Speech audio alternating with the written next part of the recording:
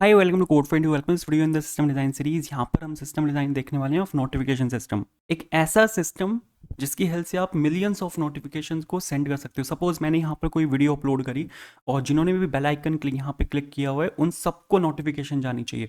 आपने कोई ऑर्डर किया कोई ऑनलाइन साइट से तो उसके ऑर्डर डिटेल्स की नोटिफिकेशन, उसके पैकिंग की नोटिफिकेशन, उसके फिर डिस्पैच की नोटिफिकेशन, उसके फिर डिलीवरी की नोटिफिकेशन, ये सब भी नोटिफिकेशन का पार्ट है।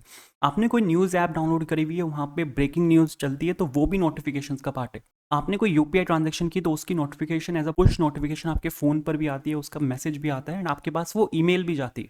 तो ये सब यहाँ पे नोटिफिकेशंस के पार्ट है। तो ये हम यहाँ पे देखेंगे और एक ऐसा सिस्टम हम यहाँ पे डिज़ाइन करेंगे जिसकी हेल्प से हम मिलियंस ऑफ नोटिफिकेशन को सेंड कर सकते हैं एक साथ। नोटिफिकेशन सिस्टम को डिज़ाइन करने से पहले अगर आपको मैं यहाँ पे उसका एक एग्जांपल दूँ तो हमने यहाँ पर एक चैटिंग एप्लीकेशन बनाई थी जो कि थी यहाँ पे व्हाट्सएप क्लोन। हमने यहाँ पे व्हाट्सएप वेब को क्लोन किया था। मेरे पास यहाँ पर एक यूज़र है, ये यहाँ पे इसकी चैट खुल गई। सेम मेरे पास यहाँ पर है वही यूज़र, यहाँ पे इस टाइम सेंडर है और ये यहाँ पे इस टाइम रिसीवर है। तो अगर मैं सपोज़ यहाँ पर ये खोलता हूँ, मैंने सपोज़ यहाँ पे एक मैसेज भेजा हेलो, तो आप यहाँ पे देखोगे कि ये मैसेज यहाँ पे रियल टाइम में रिसीव होगा एंड इसने यहाँ पे इसने मुझसे पूछा है कि this websites want to show you notifications. तो अगर मैं यहाँ पे इसको अलाउ कर देता हूँ तो आप यहाँ पे देखोगे मेरे पास यहाँ पे नोटिफिकेशंस भी आएंगे। तो अगर आपको मैं यहाँ पे अब इसको मैसेज करके दिखाऊँ, मैंने सपोज यहाँ पे हाई लिखा, तो आप यहाँ पे देखोगे मेरे पास जो यहाँ पे हाई है वो यहाँ पे रियल टाइम में रिसीव हुआ है एंड सेम मेरे पास यहाँ पर ये नोटिफिकेशन भी आई है। आप यहाँ पे देखो मेरे पास ये यहाँ पे हाई आया है। तो जो नोटिफिकेशंस है वो मेरे पास यहाँ पर आ चुकी हैं। इसको फिर से क्लियर करता हूँ, मैं आपको यहाँ पे फिर से दिखाता हूँ। सपोज मैंने यहाँ पे हे लिखा, तो आप यहाँ पे देखोगे कि यहाँ पर मेरे पास ये रियल टाइम में रिसीव हुआ है एंड मेरे पास यहाँ पर ये नोटिफिकेशन भी आई है। मैंने वो वाली नोटिफिकेशन ऑफ की हुई है, जो यहाँ पर एक नोटिफिकेशन का पॉपअप आता है वो मेरे पास यहाँ पे ऑफ है। तो मेरे पास ये यहाँ पर आ रहा है। अगर वो ये वाली वीडियो मेरी यहाँ पे देखी हुई है, ये वाली प्रोजेक्ट सीरीज अगर आपने मेरी देखी हुई है तो आपको इसके लिए कुछ नहीं करना। जो नोटिफिकेशंस को अलाउ करने के लिए आपको यहाँ पे जो messages.jsx के नाम से हमने यहाँ पे कंपोनेंट बनाया था, उसके अंदर आपको ये 3 लाइनें ऐड करनी है। ठीक है, जहाँ पर सबसे पहले आप रिक्वेस्ट मांगते हो, रिक्वेस्ट फॉर नोटिफिकेशन, जहाँ पर उसने वो पॉपअप दिखाया था, ऊपर एक अलर्ट दिखाया था कि this websites want to show you notification, उसमें अलाउ था और ब्लॉक था। अगर ये अलाउ होता है उसके बाद ये यहाँ पे नोटिफिकेशंस को पुश कर देगा। तो इसकी हेल्प से आप यहाँ पे नोटिफिकेशन भेज सकते हो। इसके सिस्टम डिज़ाइन पर हम आएंगे। ये तो मैंने यहाँ पे बात की है वेब की, कि आप यहाँ पे वेब टू वेब एक नोटिफिकेशन कैसे भेज सकते हो। लेकिन अगर मैं आपको यहाँ पे एक सिंपल दिखाऊँ कि नोटिफिकेशन एक्चुअल में हमारे पास जो नोटिफिकेशंस होती हैं वो काफ़ी हिस्सों में कैटेगराइज्ड होती हैं। आपके पास जो नोटिफिकेशंस आती हैं वो बेसिकली तीन तीन जगह आती हैं। एक तो आती है आपके पास मोबाइल में आपके पास पुश नोटिफिकेशंस आती हैं। फिर आपके पास नोटिफिकेशंस आती हैं एज एन एसएमएस। तीसरा आपके पास नोटिफिकेशंस आती हैं एज एन ईमेल। तो हम यहाँ पे तीनों देखने वाले हैं कि आप यहाँ पे इन तीनों पे नोटिफिकेशंस को कैसे भेज सकते हो। मोबाइल पे आप नोटिफिकेशंस को कैसे भेज सकते हो, एसएमएस के थ्रू आप नोटिफिकेशंस को कैसे भेज सकते हो और ईमेल के थ्रू आप नोटिफिकेशंस को कैसे भेज सकते हो। पहले इस चीज़ को डिस्कस करते हैं क्योंकि यहाँ पर कुछ थर्ड पार्टी एपीआईज हैं जिनकी आपको यहाँ पे हेल्प लेनी पड़ेगी। उसके बाद इसके सिस्टम डिज़ाइन पर आएंगे। हमारे पास है ना, बेसिकली जो वर्क करता है वो दो तरह के हमारे पास यहाँ पे ऑपरेटिंग सिस्टम्स हैं। अगर मैं यहाँ पे बात करूँ सिंपल मोबाइल पुश नोटिफिकेशंस की, कि आप जो मोबाइल है उसमें नोटिफिकेशंस को कैसे भेज सकते हो। अब मोबाइल है ना ऑपरेटिंग सिस्टम डिपेंडेंट होता है। अगर मैं यहाँ पे दो ऑपरेटिंग सिस्टम की बात करूँ, मैं यहाँ पे एक iOS की बात करूँ और यहाँ पे मैं एंड्रॉयड की बात करूँ, तो दोनों में जो नोटिफिकेशन भेजने का तरीका है वो डिफरेंट है। दोनों की एपीआईज अलग हैं। ठीक है, iOS वर्क करता है एपीएन्स पे। ये एक एपीएन प्रोवाइड करता है। एपीएन यहाँ पे एक थर्ड पार्टी सर्विस है जो एप्पल प्रोवाइड करता है। एपीएन की फुल फॉर्म है एप्पल पुश नोटिफिकेशंस। आप इसकी हेल्प से एक iOS डिवाइस में पुश नोटिफिकेशन भेज सकते हो। एंड्रॉयड में जो वर्क करता है वो वर्क करता है एफसीएन। एफसीएम क्या होता है?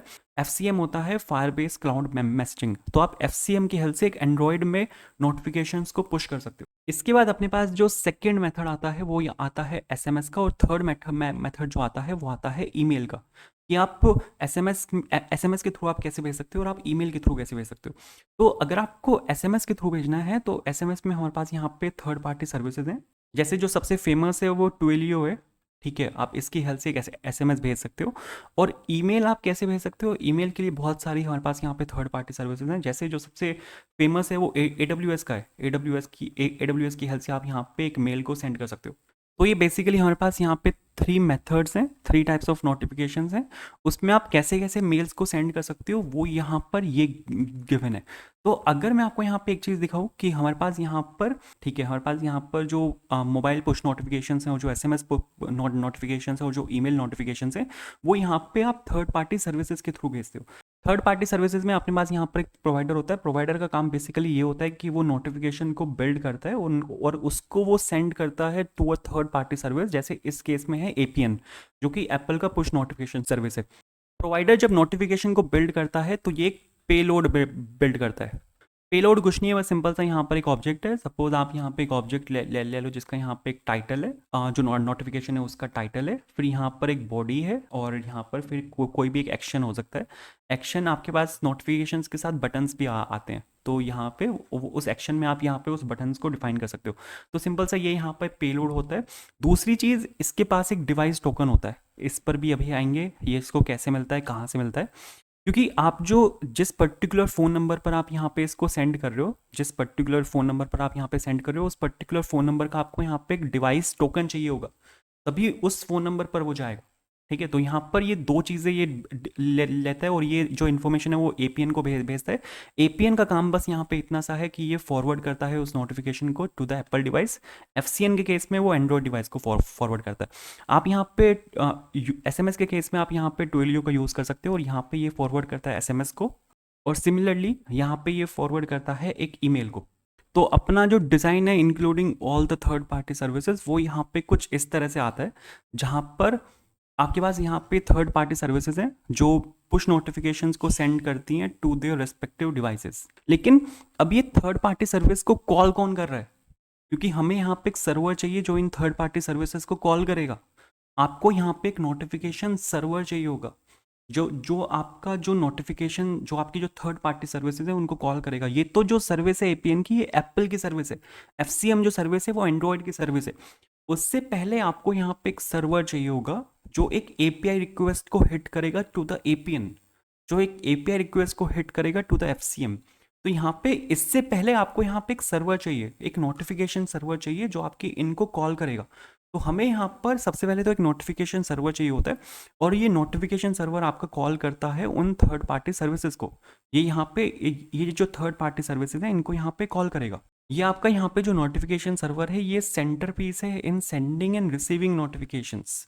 ये एपीआईज प्रोवाइड करता है for services to send notifications, और ये बेसिक वैलिडेशन भी करता है। क्योंकि अगर आपको यहाँ पे सपोज एक एसएमएस सेंड करना है, ठीक है, आपको यहाँ पे नोटिफिकेशन सेंड करनी है एज एन एसएमएस, तो आपको यहाँ पे फ़ोन नंबर चाहिए होगा। आपको अगर यहाँ पे एक नोटिफिकेशन सेंड करनी है ऑन एन ईमेल, तो आपको यहाँ पे एक ईमेल चाहिए होगा। वो उस पर भी आएंगे कि ये फ़ोन नंबर और ईमेल कहाँ से मिलेगा, बट जो बेसिक वैलिडेशन है ऑन फोन एंड ईमेल, वो आप यहाँ पे सब जो नोटिफिकेशन सर्वर है उसके अंदर कर सकते हो। अब सबसे पहले यहाँ पे सवाल आता है कि ये नोटिफिकेशन सर्वर को आपको ट्रिगर करना पड़ेगा। ठीक है, जैसे सपोज आपने एक प्रोडक्ट को परचेज़ किया, मैं सपोज यहाँ पे एक फ्लिपकार्ट की उस पे हूँ, ठीक है, मैं यहाँ पर एक फ्लिपकार्ट की वेबसाइट पे हूँ, यहाँ पे ये एक फ्लिपकार्ट का सर्वर है। फ्लिपकार्ट के सर्वर पे आपने एक ऑर्डर को प्लेस किया। ऑर्डर प्लेस होते ही यहाँ पर क्या होगा, जो आपका फ्लिपकार्ट का सर्वर है वो नोटिफिकेशन सर्वर को यहाँ पे कॉल करेगा, मतलब वो यहाँ पे इसको कॉल करेगा। तो इससे पहले आपको यहाँ पे एक सर्वर चाहिए जो आपके नोटिफिकेशन सर्वर को यहाँ पे कॉल करेगा। आपके यहाँ पे फ्लिपकार्ट के सर्वर ने जो आपका नोटिफिकेशन का सर्वर है उसको कॉल किया, और फिर नोटिफिकेशन सर्वर ने आगे थर्ड पार्टी एपीआईज को कॉल किया। सपोज आप एंड्रॉयड अगर आप यहाँ पे यूज़ करो तो ये एफसीएन की हेल्प से आपके एंड्रॉयड मोबाइल पे एक नोटिफिकेशन को भेजेगा। तो यहाँ पर एक ट्रिगरिंग पॉइंट मेरे को चाहिए।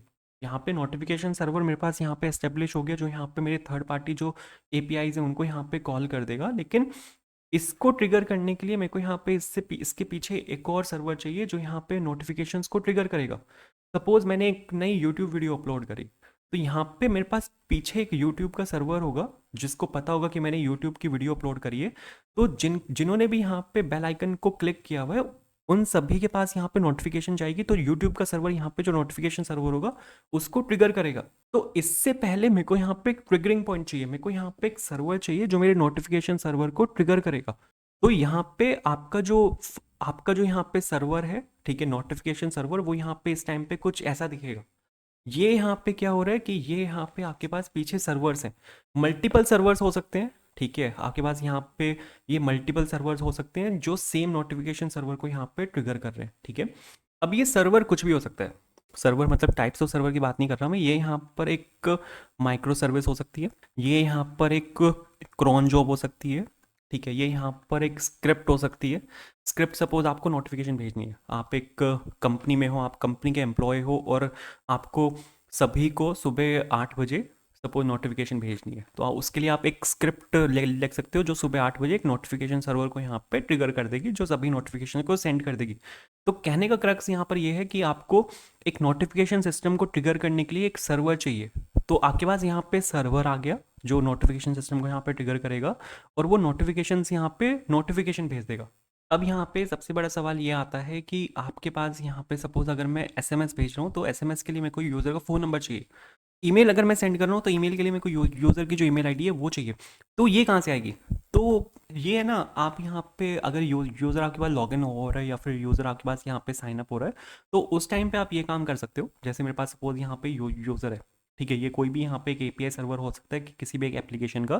तो सपोज अगर आपने कोई वेबसाइट बनाई हो तो उस वेबसाइट का ये यहाँ पे एक एपीआई सर्वर है जो यहाँ पे डेटाबेस में आपके डेटा को स्टोर कर रहा है। And API server sits behind a load balancer, आपके पास यहाँ पे लोड बैलेंसर होता है जो सभी आपके जो रिक्वेस्ट हैं उनको बैलेंस वे में आपके सर्वर्स को भेजता है, ताकि आपकी जो सभी रिक्वेस्ट हैं वो एक ही सर्वर पर चली जाए। सपोज यूज़र ने यहाँ पे साइन अप किया, तो जो आपकी साइनअप की एपीआई कॉल होगी वो आपके लोड बैलेंसर के पास जाएगी, लोड बैलेंसर उसको राउट कर देगा टू एन एपीआई सर्वर, जो आपके वैलिडेशन के बाद सब कुछ करने के बाद जो आपके डेटा को स्टोर करेगी इन अ डेटाबेस। तो जो यूज़र इन्फॉर्मेशन है वो आप ले सकते हो ऑन साइन अप और लॉगिन, और जो भी आप कर रहे हो उसके थ्रू आप यहाँ पे ईमेल और फ़ोन नंबर वो सब ले सकते हो। उसके बाद ये जो डीबी है जहाँ पर आपने डेटा को स्टोर किया है उसको आप कनेक्ट कर सकते हो विद अ नोटिफिकेशन सर्वर। आपके पास यहाँ पे जो नोटिफिकेशन सर्वर है उसके साथ आपका जो डीबी है यहाँ पे वो कनेक्ट हो सकता है। तो ये जो आपका डीबी है, ये सपोज यहाँ पे आपका जो नोटिफिकेशन सर्वर है, आप यहाँ पे इसको इसके साथ कनेक्ट कर सकते हो, ठीक है। ये जो यहाँ पर आपका ऊपर नोटिफिकेशन सर्वर है, नीचे अभी आते हैं उस पर, उसको भी डिस्कस करते हैं। लेकिन अब आप यहाँ पे देखो, आपके पास यहाँ पे एक नोटिफिकेशन सर्वर है जिसको एक सर्वर ट्रिगर कर रहा है। जैसे इसको यहाँ पे ये सर्वर यहाँ पे इसको नोटिफिकेशन सर्वर को ट्रिगर करेगा, ये सबसे पहले डीबी में हिट करेगा और डीबी में से जो यूज़र डिटेल्स हैं उनको फेच करेगा। उसके बाद विद यूज़र डिटेल्स ये आपकी जो थर्ड पार्टी सर्विसेज हैं उनको यहाँ पे कॉल कर देगा। इस डिज़ाइन में प्रॉब्लम्स क्या क्या हैं, अगर आप यहाँ पे, मैं यहाँ पर अगर इनकी प्रॉब्लम्स की बात करूँ कि इस डिज़ाइन में यहाँ पे प्रॉब्लम्स क्या क्या हैं, तो सबसे पहले तो आप यहाँ पे देखो, मेरे पास यहाँ पर सिर्फ एक ही नोटिफिकेशन सर्वर है। एंड ये यहाँ पे सबसे मेजर रीज़न है SPOF का, सिंगल पॉइंट ऑफ फेलियर। यहाँ पे मेरे पास एक ही नोटिफिकेशन सर्वर है, अगर ये सर्वर यहाँ पे बैठ गया तो पूरा सिस्टम बैठ जाएगा। तो ये वाला सर्वर अगर यहाँ पे डाउन हो गया तो पूरा ये सिस्टम डाउन हो जाएगा। तो यहाँ पे SPOF का खतरा है। दूसरी चीज़ यहाँ पे परफॉर्मेंस बॉटलनेक है, ये वाला सर्वर बहुत ओवरलोड है। इस वाले सर्वर पे अगर आप यहाँ पे देखो, मैं अगर यहाँ पे एक नोटिफिकेशन के बारे में बात करूँ, सिर्फ एक नोटिफिकेशन अगर मैं यहाँ पे लेके चलूँ, तो यहाँ पर पीछे से मेरे पास एक नोटिफिकेशन आएगी, मतलब ट्रिगर होगी यहाँ पे नोटिफिकेशन। नोटिफिकेशन सिस्टम क्या करेगा, उस एक नोटिफिकेशन का वो पेलोड को बिल्ड करेगा। पेलोड के साथ सपोज अगर आपको ईमेल भेजनी है, तो ईमेल में क्या होता है, ईमेल में पूरा एक HTML डॉक्यूमेंट होता है, मतलब वो वहाँ पे इमेजेस होती हैं, इमेजेस के ऊपर वहाँ पे बटन्स लगे होते हैं और वहाँ पे कुछ लिखा हुआ भी होता है, यहाँ पर नीचे अनसब्सक्राइब का भी ऑप्शन होता है। तो ये अगर एक ईमेल भेज रहा है तो यहाँ पर ये पूरा एक HTML कंपोनेंट को बिल्ड करेगा। दूसरी चीज़, किसको ईमेल भेजनी है उसका DB डिटेल्स को फैच करेगा, यहाँ पे वो DB में से डिटेल्स को फैच करेगा। उसके बाद फिर वो जो थर्ड पार्टी सर्विसेज है उनको यहाँ पे कॉल करेगा। तो एक ईमेल को भेजने के लिए ना इस वाले सर्वर के पास बहुत सारा काम है। तो यहाँ पे क्या है, ये वाला सर्वर है ना इस टाइम पे ओवरलोड हुआ हुआ है, क्योंकि अगर एक नोटिफिकेशन भेजनी है, सिर्फ एक नोटिफिकेशन भेजने के लिए भी इसको काफ़ी कुछ करना पड़ रहा है। तो अगर सपोज 1 मिलियन अगर इसको नोटिफिकेशन भेजनी है तो उसमें तो भाई ये सर्वर ही ओवरलोड हो जाएगा। सपोज मेरे पास यहाँ पर एक स्क्रिप्ट लगी हुई है, ठीक है, इन केस एक हाइपोथेटिकल सिनेरियो में यहाँ पे लेके चल रहा हूँ, जो मेरे पास यहाँ पर एक स्क्रिप्ट लगी हुई है जो कि 8 AM को कुछ काम कर रही है, ठीक है। फिर एक मेरे पास एक क्रॉन जॉब भी है जो सुबह 8 बजे कुछ काम कर रही है, मतलब सेम टाइम पे। फिर मेरे पास सपोज कुछ नोटिफिकेशंस भी हैं, ठीक है, लगातार मेरे पास नोटिफिकेशन आ रही है, मेरे पास पीछे एक माइक्रो सर्विस है और वो माइक्रो सर्विस लगातार यहाँ पे नोटिफिकेशंस को ट्रिगर कर रही है। तो अगर ये तीनों काम यहाँ पे आपके एक ही टाइम पर हुआ हो रहे हैं तो यहाँ पे इस वाले सर्वर, ये वाला सर्वर जो है वो पूरा ओवरलोड हो जाएगा, इसके पास तो कुछ स्कोप ही नहीं बचता। तो यहाँ पर है ना, हमें अपने इस वाले सर्वर को थोड़ा सा डीकपल करना पड़ेगा, क्योंकि अभी है ना ये सारे काम यहाँ पे एक ही सर्वर हैंडल कर रहा है एंड ये ठीक नहीं है।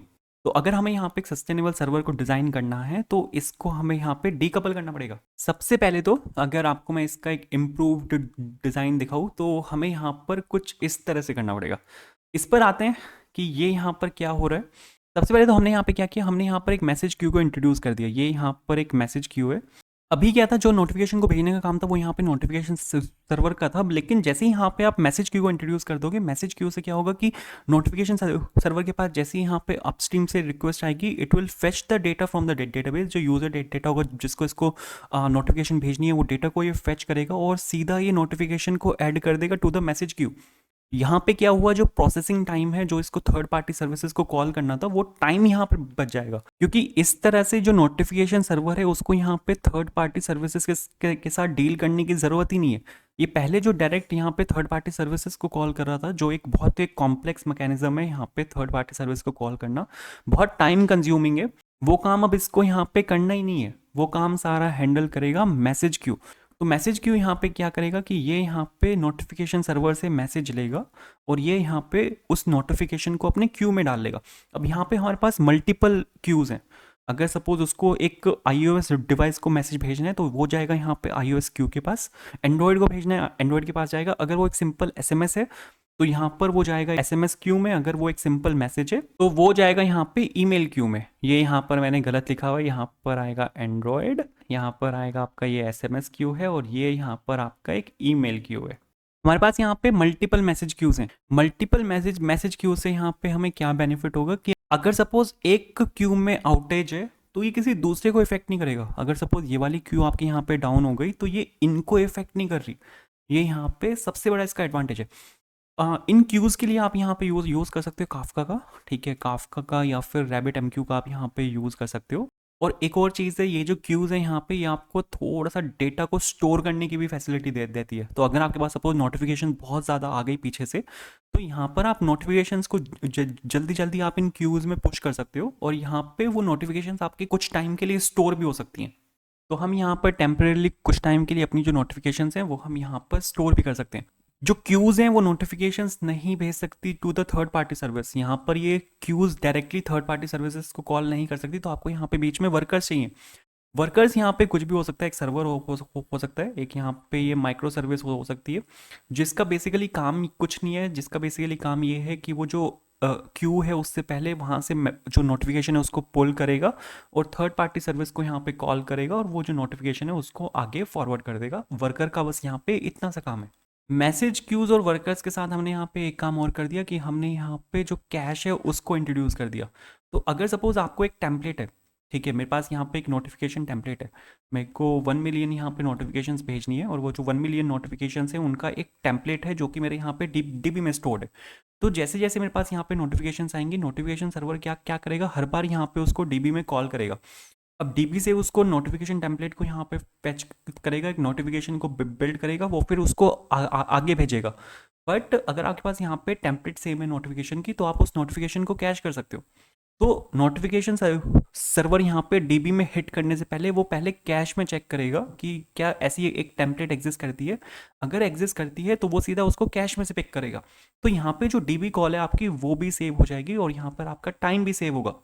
तो यहाँ पर अगर मैं एक ओवरऑल डिज़ाइन बताऊँ कि ये वर्क कैसे कर रहा है, सबसे पहले आपके पास यहाँ पर एक सर्वर है जो कि नोटिफिकेशन सर्वर को हिट करेगा और ये यहाँ पे नोटिफिकेशन सर्वर एक ट्रिगरिंग पॉइंट का वेट करता है। जैसे ही इसको ट्रिगर मिलेगा यहाँ पे किसी भी सर्वर से, ये नोटिफिकेशन को बिल्ड करेगा, यूजर डिटेल्स को फेच करेगा डीबी में से और जो नोटिफिकेशन है उसको ऐड कर देगा टू द रिस्पेक्टिव क्यू। उसको अगर सपोज iOS डिवाइस पे पुश नोटिफिकेशन भेजनी है तो वो उसको iOS क्यू में ऐड कर देगा। यहाँ पर अगर आप यूज़ कर रहे हो रैबिट MQ का या फिर काफका का, तो वो थोड़े टाइम के लिए यहाँ पे मैसेजेस को स्टोर करता है। उसके बाद आपके पास यहाँ पे वर्कर्स हैं।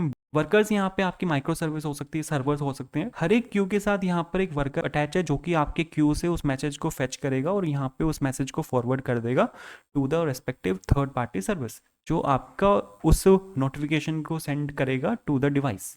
अब यहाँ पे सबसे बड़ा एक मेजर क्वेश्चन आता है कि how can we prevent data loss. आप जो डेटा लॉस है उसको कैसे प्रिवेंट करोगे, मतलब कि जो यहाँ पे नोटिफिकेशन है वो बीच में लॉस ना हो जाए। वो नोटिफिकेशन डिले हो सकती है। आपने देखा होगा, अगर आपने सपोज आज कोई यूपीआई पेमेंट करी है तो बहुत बार क्या होता है, उसकी नोटिफिकेशन नेक्स्ट डे आती है, तो आपकी नोटिफिकेशन डिले हो सकती है, उसका ऑर्डर चेंज हो सकता है, ठीक है, लेकिन वो कभी ऐसा नहीं होगा कि नोटिफिकेशन आपकी लॉस्ट हो गई। उसमें डिले हो सकता है, ऑर्डर चेंज हो सकता है। सपोज आपने 10 रुपये की जो यूपीआई पेमेंट है पहले करी, उसके बाद आपने सपोज 20 रुपये की यूपीआई पेमेंट करी पहले, लेकिन आपके पास 1 घंटे बाद आपके पास मैसेज आता है पहले 20 रुपये का, उसके बाद फिर आपके पास मैसेज आता है 10 रुपये का। तो ये जो ऑर्डर है ये चेंज हो सकता है, डिले हो सकता है, लेकिन डेटा लॉस नहीं होना चाहिए, नोटिफिकेशन आनी चाहिए। तो ये यहाँ पे इस नोटिफिकेशन सर्वर जो हम यहाँ पे बिल्ड कर रहे हैं, सिस्टम डिज़ाइन जो हम यहाँ पे देख रहे हैं, ये इसका सबसे बड़ा क्वेश्चन है कि आप डेटा लॉस यहाँ पे नहीं होना चाहिए। आप डेटा लॉस को कैसे प्रिवेंट करोगे? इस चीज़ को टैकल करने के लिए आप यहाँ पे काम कर सकते हो कि आप जो नोटिफिकेशन का डेटा है, जो आपका नोटिफिकेशन का डेटा है, उसको एक डेटाबेस में आप स्टोर कर सकते हो। आपको उसको स्टोर करना है विद अ फ्लैग कि वो यहाँ पे सक्सेसफुल गई है या फिर वो यहाँ पे जो नोटिफिकेशन है वो आपकी फेल हो गई। अगर वो नोटिफिकेशन आपकी फेल हो गई है तो ये जो यहाँ पे फेल्ड नोटिफिकेशन है, इस पर एक रीट्राई मैकेनिज्म आपको यहाँ पे चाहिए होगा। इस केस में आप यहाँ पे एक काम कर सकते हो कि नोटिफिकेशन जो सेंड आउट कर रहा है वो वर्कर सेंड कर रहा है, तो ये जो वर्कर है इसके थ्रू आप जो डेटा है, क्योंकि ये एक सर्विस है, माइक्रो सर्विस है, तो आप जो यहाँ पे डेटा है उसको एक डीबी में स्टोर करा सकते हो यहाँ पे विद अ फ्लैग कि आपकी जो नोटिफिकेशन है वो यहाँ पे सक्सेसफुली सेंड हुई है या फिर वो फेल हो गई। अगर वो बाई चांस फेल हो गई तो आपके पास यहाँ पे एक फेल्ड शेड्यूलर होगा, ठीक है। शेड्यूलर आपके पास यहाँ पर होगा जो जिसका बेसिकली काम क्या होगा कि वो हर घंटे, मतलब आप इसकी फ्रीक्वेंसी को सेट कर सकते हो, हाफ एन आवर या फिर 1 आवर आप यहाँ पे इसको सेट कर सकते हो, इस शेड्यूलर की फ्रीक्वेंसी कि ये हर 1 घंटे में रन होगा या फिर हर आधे घंटे में रन होगा। और ये क्या करेगा, जो फेल्ड नोटिफिकेशन है उनको डीबी में से फेच करेगा और रीट्राई मैकेनिज्म के साथ वो उसको वापस से जो क्यू है उसमें डाल देगा। तो यहाँ पर आप इसके लिए एक शेड्यूलर यहाँ पे लगा सकते हो जो आपका जो डेटा लॉस है उसको यहाँ पे हैंडल करेगा। मतलब जो फेल्ड नोटिफिकेशन है जो सेंड नहीं हो पाई, उन पे आपने यहाँ पे एक रिट्राई मैकेनिज्म बना दिया ताकि आप उन फेल्ड नोटिफिकेशन को फिर से सेंड कर सकते हो। ये आपके पास यहाँ पे फर्स्ट रिक्वायरमेंट थी जहां पर डेटा लॉस नहीं होना चाहिए। आपके पास यहाँ पे सेकंड रिक्वायरमेंट भी है। सेकंड रिक्वायरमेंट आपकी यहाँ पर ये है कि नोटिफिकेशन सिर्फ एक ही बार जानी चाहिए। आपके पास सेम नोटिफिकेशन आपको मल्टीपल टाइम्स नहीं भेजनी। बहुत बार ऐसा होता है, वैसे तो बहुत रेयरली होता है, कि आपने सपोज कहीं पे 20 रुपये की यूपीआई ट्रांजेक्शन करी, तो वो जो 20 रुपये की जो यहाँ पे नोटिफिकेशन है ना, ये आपके पास 2-3 बार आ जाती है। वैसे तो ये बहुत रेयरली होता है, ये एक बार आनी चाहिए। जो सेम नोटिफिकेशन है वो सिर्फ एक बार आनी चाहिए, वो मल्टीपल टाइम्स यहाँ पे नहीं आनी चाहिए। तो इसके लिए क्या काम कर सकते हैं, इसके लिए ना हर नोटिफिकेशन की एक अपनी यूनिक आईडी होती है, ठीक है। आप यहाँ पे हर एक नोटिफिकेशन की अपनी एक यूनिक इवेंट आईडी आप यहाँ पे उस पर अटैच कर सकते हो और आप यहाँ पे उससे चेक कर सकते हो कि आप इसको सेंड कर चुके हो सेम नोटिफिकेशन आईडी से, ठीक है, सेम इवेंट आईडी से आप वो उसको ऑलरेडी सेंड कर चुके हो। अगर सेंड कर चुके हो तो आपको नोटिफिकेशन को डिस्कार्ड कर देना है, वरना इसको सेंड करना है। थर्ड जो आपके पास यहाँ पर रिक्वायरमेंट है वो है रेट लिमिटिंग। रेट लिमिटिंग क्या होता है कि the rate at which you are sending the notification to the user, मतलब आप एक यूज़र को कितनी फ्रिक्वेंटली नोटिफिकेशन भेज रहे हो। सपोज मिंत्रा है, मिंत्रा का एग्जांपल लेते हैं, मिंत्रा की बहुत नोटिफिकेशंस आती हैं। मिंत्रा क्या करता है, बहुत नोटिफिकेशन भेजता है, ठीक है। अब तो खैर मेरे पास इतनी नहीं आ रही, लेकिन पहले बहुत नोटिफिकेशन भेजते थे।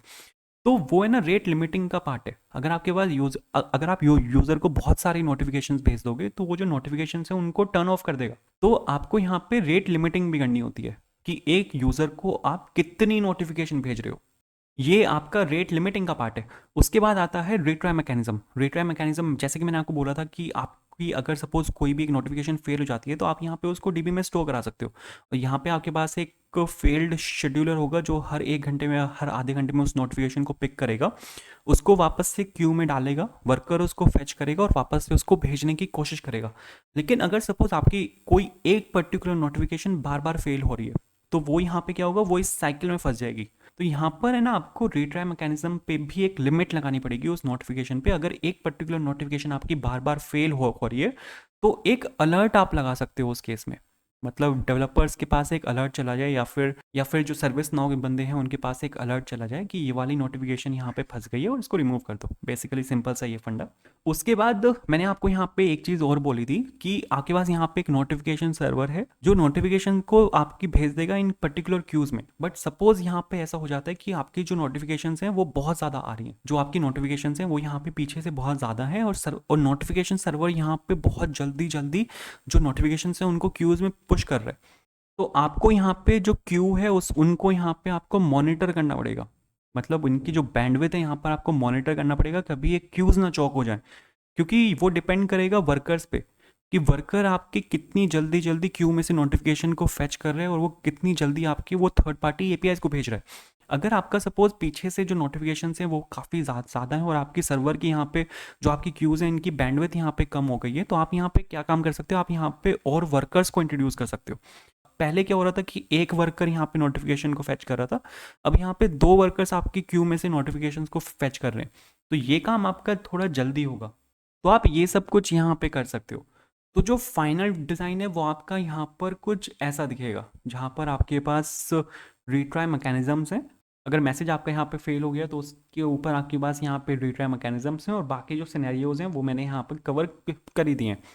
तो अगर आपको वीडियो पसंद आई है यार तो वीडियो को लाइक करना। आप बाकी वीडियोस चेकआउट कर सकते हो, सिस्टम डिज़ाइन की बाकी वीडियोस भी हैं जो यहाँ पर मैंने आपको वीडियो की स्टार्टिंग में व्हाट्सएप क्लोन दिखाया था, ठीक है, उसका भी सिस्टम डिज़ाइन है।